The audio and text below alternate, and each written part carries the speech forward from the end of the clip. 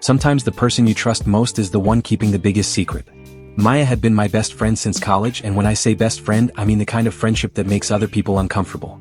We finished each other's sentences, shared clothes, and had inside jokes that went back 15 years. When I met David 3 years ago, I warned him up front. Maya and I were a package deal. If he couldn't handle that, he should walk away before we got serious. He said he understood. He said he thought it was beautiful that I had such a loyal friend. He said a lot of things that turned out to be lies. The apartment David and I shared in Brooklyn had 2 bedrooms, and Maya practically lived in the second one. She'd crash there 3 or 4 nights a week, especially after her divorce finalized last year. David had been supportive during the whole messy process, bringing her tea when she cried, letting her vent about her ex-husband's lawyer, even helping her move her stuff out of the house she'd shared with Connor.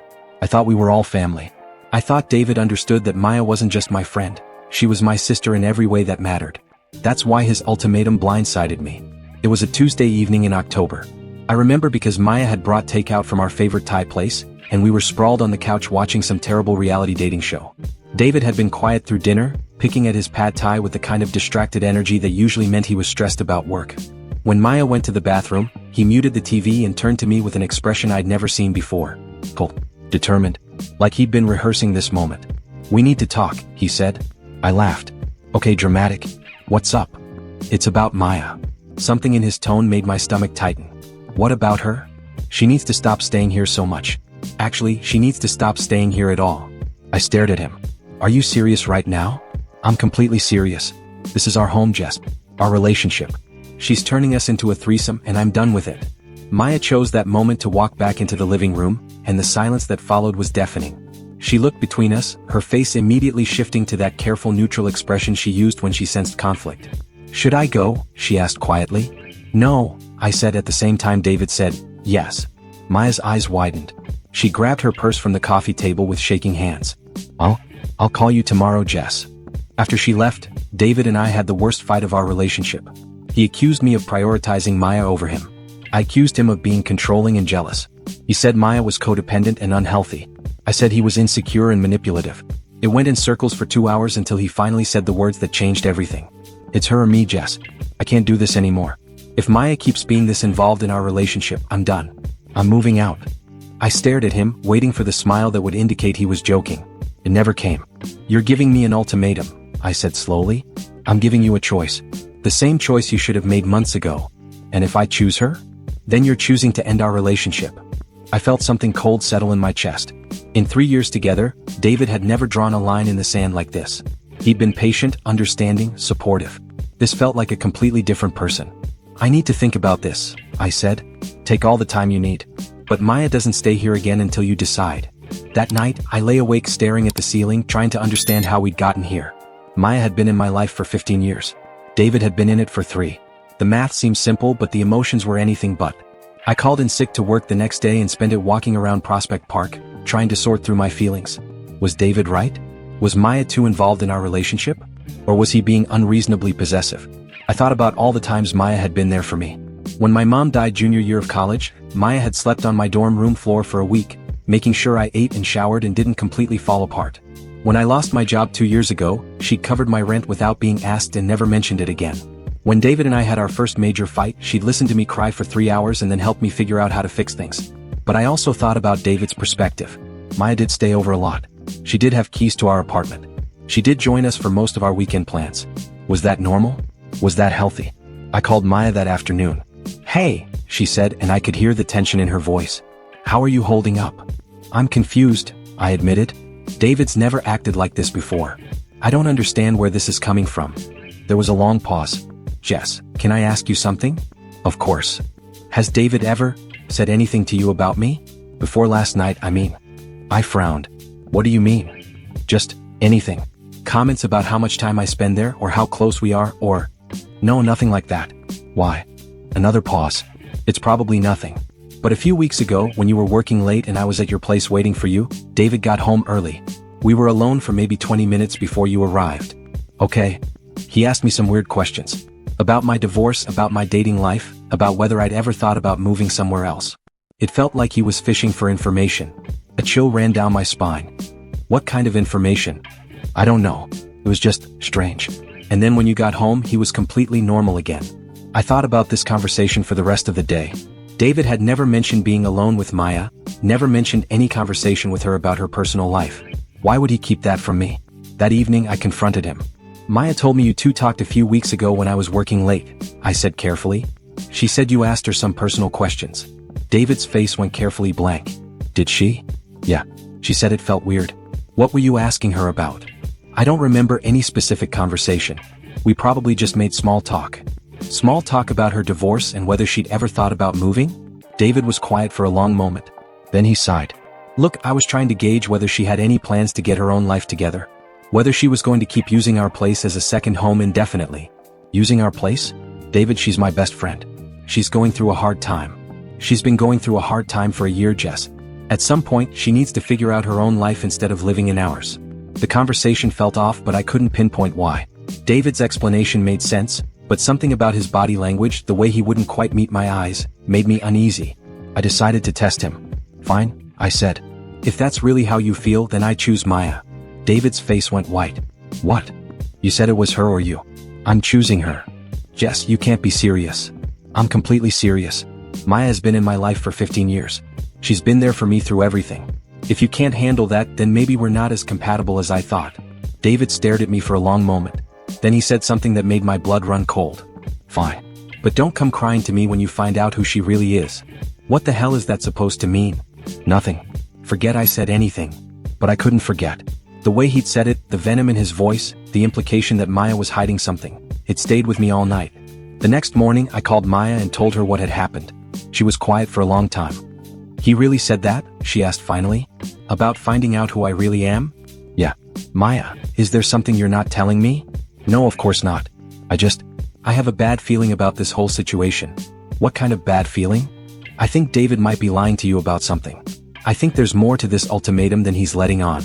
That afternoon, Maya came over to help me pack David's things. He texted that he was staying at his brother's place until I came to my senses, but I decided to call his bluff completely. If he wanted to leave, I'd make it easy for him. We were folding his clothes when Maya found the notebook. It was tucked between his mattress and box spring, a small black moleskin journal that I'd never seen before. Maya pulled it out and handed it to me with a questioning look. Should we? She asked. I don't know. It feels like snooping. He's the one who moved out and left his stuff here. And he's the one who's been acting weird about me. I opened the notebook to a random page and immediately wished I hadn't. It was filled with entries about Maya. Detailed observations about her behavior, her schedule, her habits. But not the kind of observations a concerned friend would make. These were different. Calculating. Obsessive. October 3rd. Maya arrived at 6:30 p.m., stayed until 11:15 p.m. Wore the blue dress with the low neckline. Touched Jess's arm 14 times during conversation. Sat closer to her than usual on the couch. October 7th. Maya used our shower again. Left the door unlocked. Took approximately 25 minutes. Jess was in the kitchen the entire time. October 12th. Maya and Jess went to brunch alone. They were gone for 3 hours. When they came back, they were both laughing about something they wouldn't share with me. Page after page of entries, dating back almost a year. Maya's face had gone completely pale as I read them aloud. Jess, she whispered. This is sick, I finished. This is sick. But it got worse. The entries became more detailed, more invasive. David had been documenting every interaction between Maya and me, analyzing our body language, timing our conversations, noting what Maya wore and how long she stayed. And then I found the entry that made everything click into place. November 2nd, I think they're having an affair. The way Maya looks at Jess, the way Jess lights up when Maya walks into a room, it's not normal friendship. They're too close, too intimate. I need to find a way to prove it. Subscribe if you think you would have done the same thing, because what I found next changed everything. The rest of the notebook was filled with David's plan.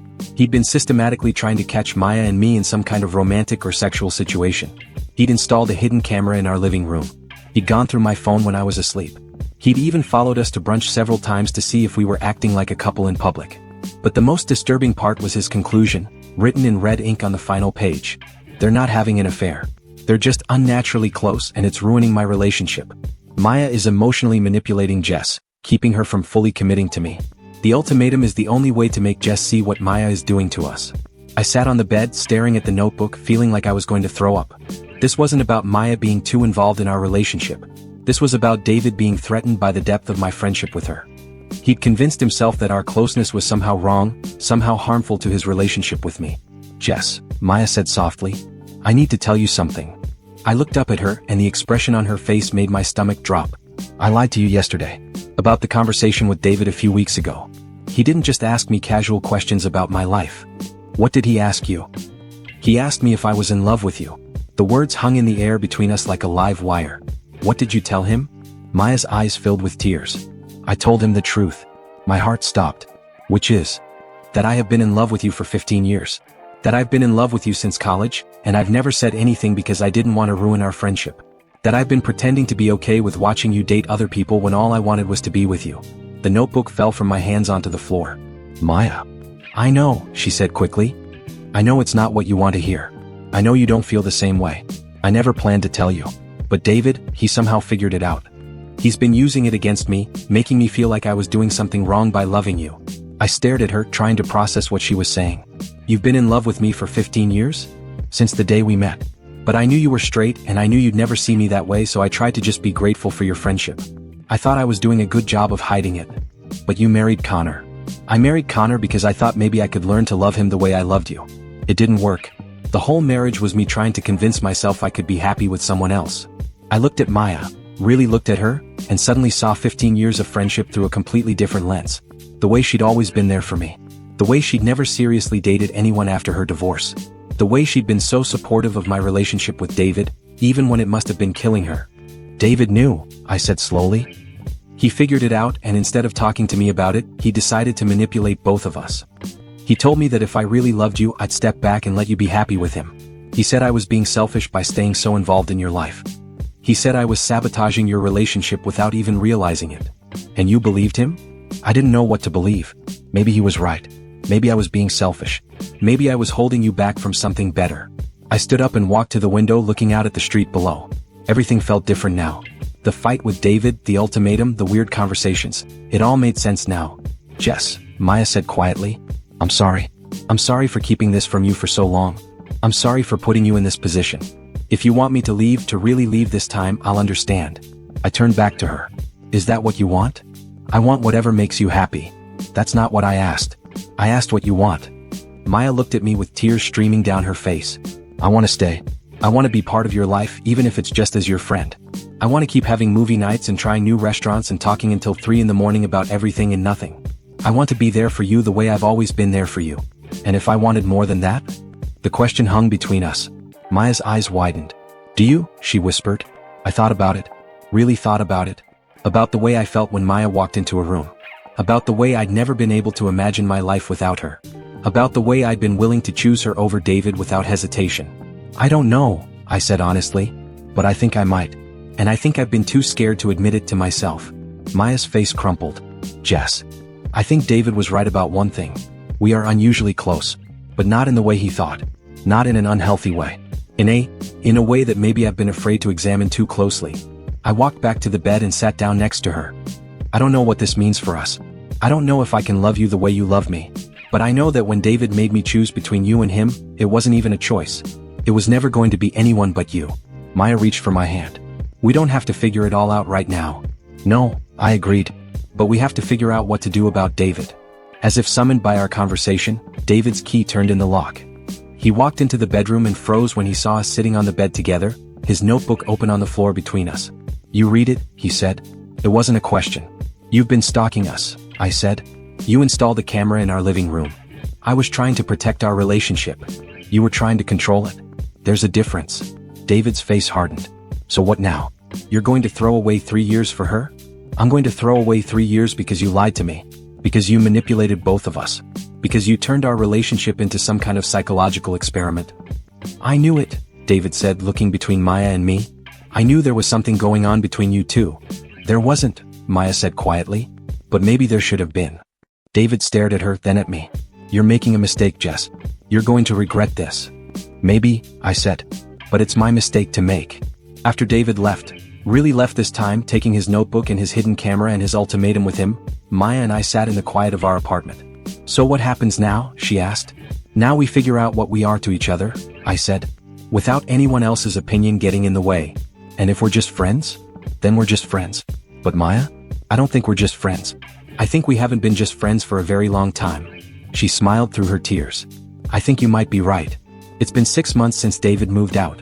Maya and I are taking things slowly, figuring out what it means to transition from friendship to something more. It's complicated and messy and sometimes terrifying, but it's also the most honest relationship I've ever had. David texts me sometimes asking if I've come to my senses yet. I never respond. But sometimes I wonder if he did us a favor. If his ultimatum was the push we needed to finally confront the truth about what we meant to each other. I still have his notebook tucked away in my desk drawer. Not because I want to remember his obsession, but because I want to remember the moment I realized that choosing Maya wasn't giving up on love. It was finally choosing it. The person you trust most really can be keeping the biggest secret. But sometimes that secret isn't betrayal. Sometimes it's just love that's been waiting 15 years to be acknowledged. Sometimes the best way to call someone's bluff is to choose the thing they never expected you to choose, yourself.